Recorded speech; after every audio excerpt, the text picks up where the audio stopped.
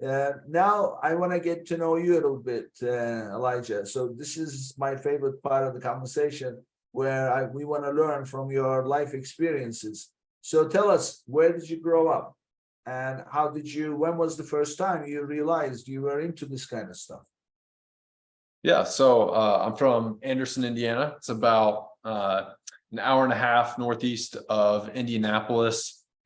I've always loved numbers. I've always been very interested in data, and I mean, didn't really think about it. I liked football statistics back when I was a kid.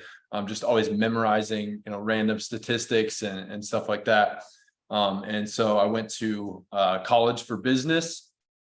And I got a job immediately out of college as a data analyst for a healthcare company.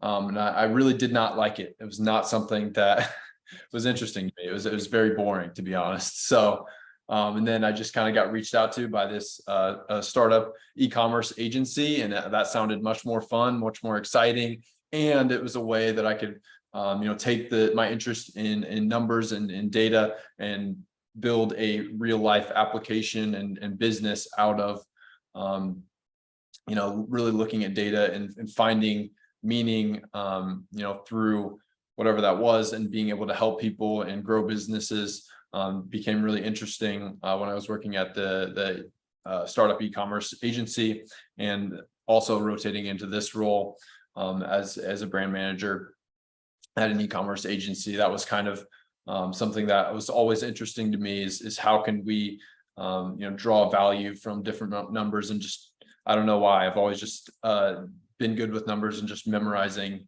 on things with that. So when you were in school as a kid, were you good at math?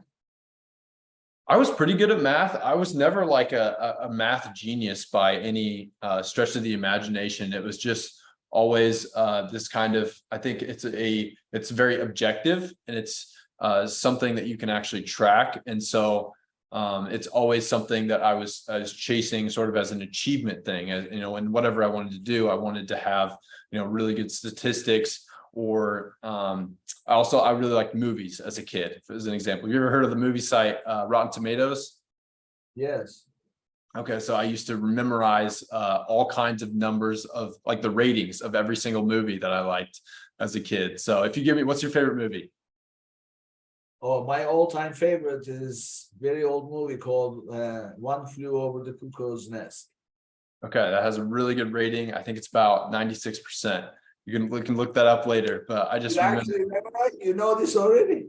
Yeah, I'm just good with numbers, and like I just have this random memory thing that I can memorize.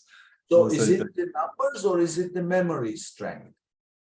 I for some reason I think the memory, with numbers, for some reason, that kind of combination. With numbers. Yeah. And when did you realize you had this interest in numbers? I don't know if there was like a specific point. I just always loved statistics and kind of memorizing, I don't know, random things like that. I was pretty good at it. Like in real kindergarten or elementary, or what age were you?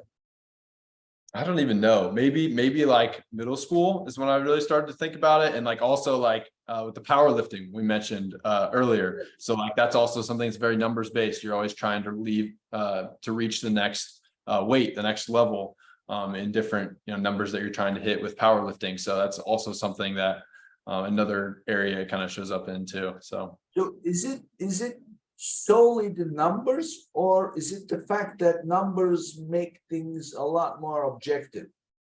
Exactly. It's the objectiveness. It's just the chasing, something that is really good, is great, and whatever it is. So yeah, it's not necessarily the numbers. I don't care about numbers. It's whatever the number means in the context of what it is. So like for me, like powerlifting, like I wanted to hit this specific number because I knew that was the state record. So that means something to me.